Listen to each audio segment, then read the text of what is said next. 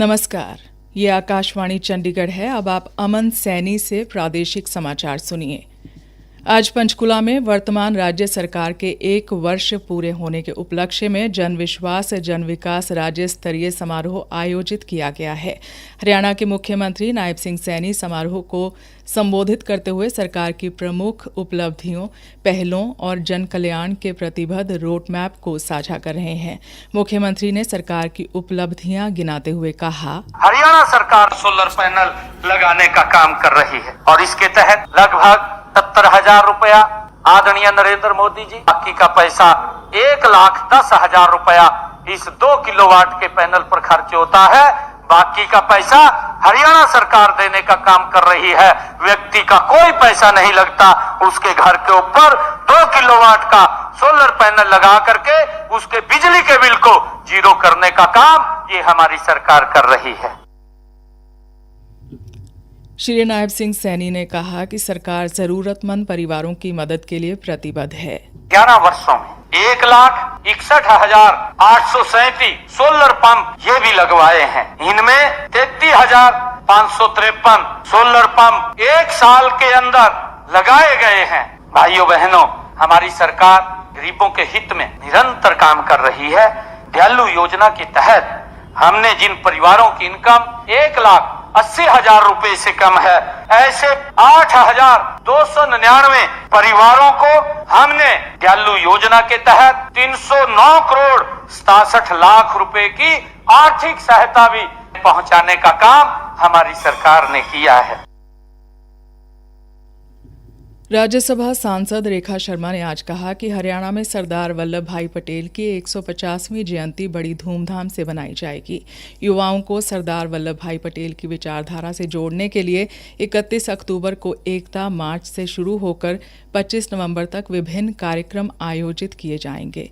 सांसद रेखा शर्मा कुरुक्षेत्र में भारतीय जनता पार्टी के कार्यालय में एक पत्रकार वार्ता को संबोधित कर रही थीं। उन्होंने कहा, हम सब जानते हैं लौह पुरुष सरदार वल्लभ भाई पटेल की भूमिका भारत को एक करने में जो रही है, वो किसी भी लीडर की, किसी भी पॉलिटिकल लीडर की आज तक नहीं रही। भारत जो टुकड़ों में बटा हुआ था देश की आज़ादी के समय, अगर उन सभी को टुकड़ों को जोड़कर भारत को एक करने का काम किसी ने किया है तो सरदार वल्लभ भाई पटेल ने किया है।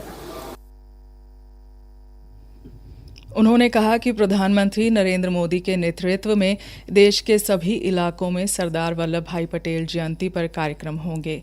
उन्होंने कहा कि हर जिले में युवाओं को 10 किलोमीटर मार्च करना है और प्रत्येक 2 किलोमीटर के बाद सफाई अभियान की शुरुआत के साथ साथ एक पेड़ मां के नाम अभियान को भी जारी रखना है।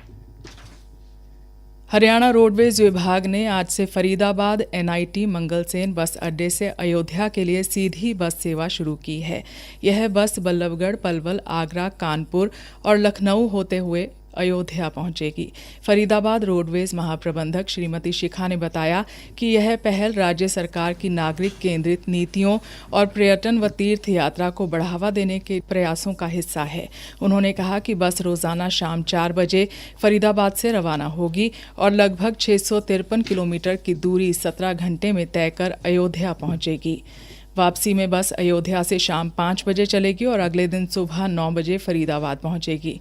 रोडवेज विभाग के अनुसार बल्लभगढ़ से आगरा 234 रुपये, इटावा 427 रुपये, कानपुर 650 रुपये और अयोध्या के लिए 983 रुपये किराया निर्धारित किया गया है।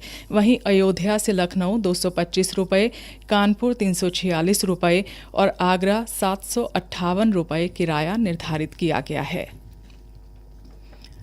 पंजाब से राज्यसभा सीट के लिए राजेंद्र गुप्ता निर्विरोध चुने गए हैं। इस सीट के लिए 24 अक्टूबर को चुनाव होने थे। उनके खिलाफ 3 निर्दलीय उम्मीदवारों और उनकी पत्नी ने भी पर्चे भरे थे।